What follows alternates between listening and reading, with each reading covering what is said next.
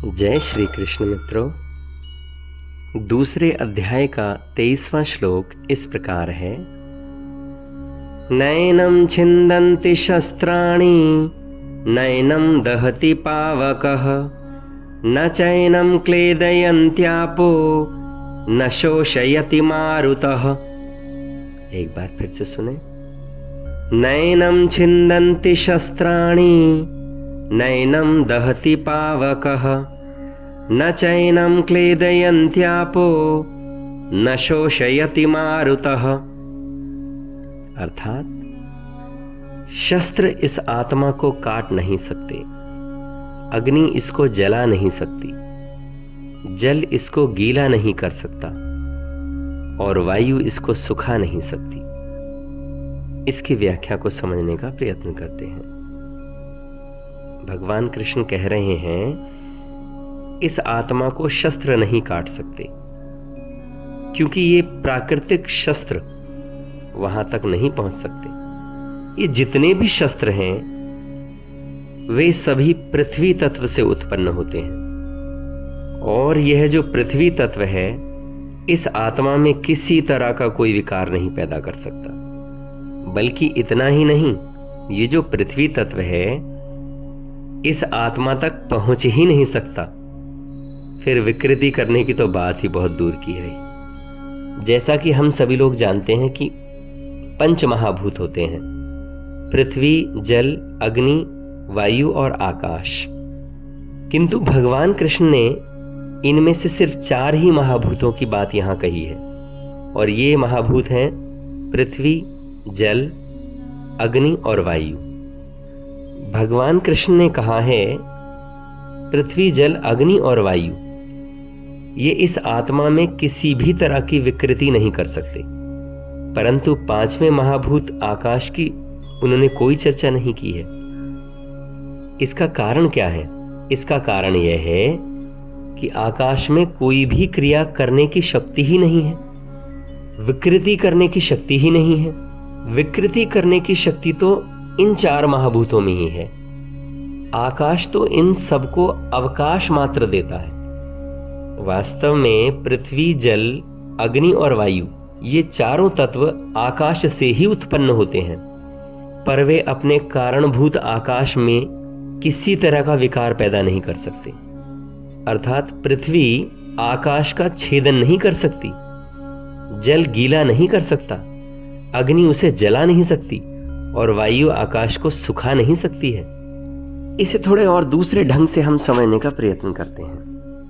देखिए, जिसका जन्म नहीं होता, जिसकी मृत्यु नहीं होती, जिसका कोई आरंभ नहीं है, जिसका कोई अंत नहीं है, ऐसे अस्तित्व को हम आत्मा कहते हैं। आत्मा का अर्थ है अस्तित्व, बीइंग।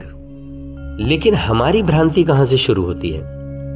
हमारी भ्रांति वहां से शुरू होती है जब हम आत्मा को मैं समझ लेते हैं, क्योंकि मेरा तो प्रारंभ है, मेरा अंत भी है। लेकिन मैं जिसमें जन्मता हूं, जिसमें मैं समाप्त हो जाता हूं, उस अस्तित्व का कोई अंत नहीं है। आकाश में बादल बनते हैं ना और बिखर जाते हैं। जिस आकाश में उनका बनना और बिखरना होता है उस आकाश का कोई प्रारंभ और कोई अंत नहीं है।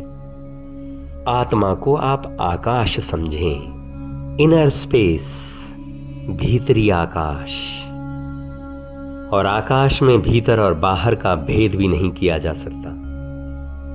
बाहर के आकाश को परमात्मा कहते हैं, भीतर के आकाश को आत्मा। इस आत्मा को व्यक्ति ना समझें, इंडिविजुअल ना समझें। व्यक्ति का तो प्रारंभ होता है और अंत भी होगा। इस आंतरिक आकाश को अव्यक्ति समझे ना हम, इस आंतरिक आकाश को सीमित ना समझे। सीमा का तो प्रारंभ होता है और अंत भी होगा। इसलिए कृष्ण कह रहे हैं न इसे आग जला सकती है। जब वो ये कह रहे हैं कि आत्मा को न जलाया जा सकता है, न डुबाया जा सकता है पानी में, न नष्ट किया जा सकता है, तो वो कह रहे हैं कि आत्मा कोई वस्तु नहीं है, थिंगनेस उसमें नहीं है। आत्मा सिर्फ अस्तित्व का नाम है, एग्जिस्टेंस इटसेल्फ। वस्तुओं का अस्तित्व होता है, आत्मा तो स्वयं अस्तित्व है। वास्तव में आत्मा से हमें लगता है मैं। हम आत्मा और ईगो को, अहंकार को पर्यायवाची मानकर चलते हैं, बस यही जटिलता है। नहीं नहीं, आत्मा तो अस्तित्व का नाम है। उस अस्तित्व में उठी हुई एक लहर का नाम मैं है।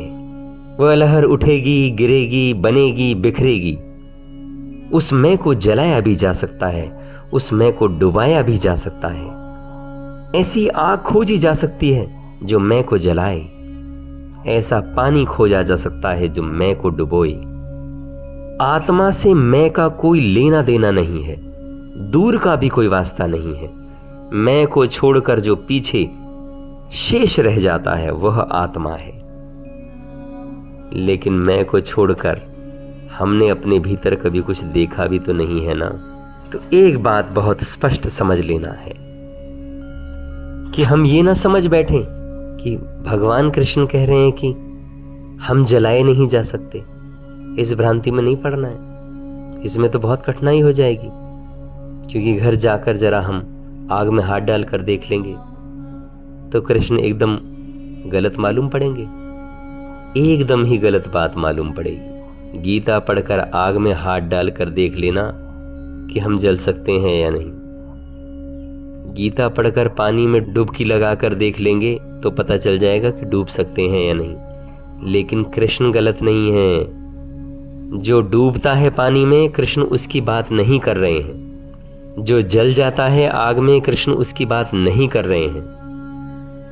क्योंकि क्या हमको कभी अपने भीतर किसी एक ऐसे तत्व का पता चला है जो आग में नहीं जलता, पानी में नहीं डूबता? अगर पता नहीं चला है तो कृष्ण को मानने की जल्दी नहीं करनी चाहिए। खोजना चाहिए और खोजना चाहिए और खोजना चाहिए। मिल जाएगा वो सूत्र जिसकी बात वो कर रहे हैं। इस श्लोक में इतना ही, फिर मिलते हैं अगले श्लोक में। मैं स्वामी असीम आप सभी को प्रणाम करता हूँ। मेरा प्रणाम स्वीकार करें। धन्यवाद।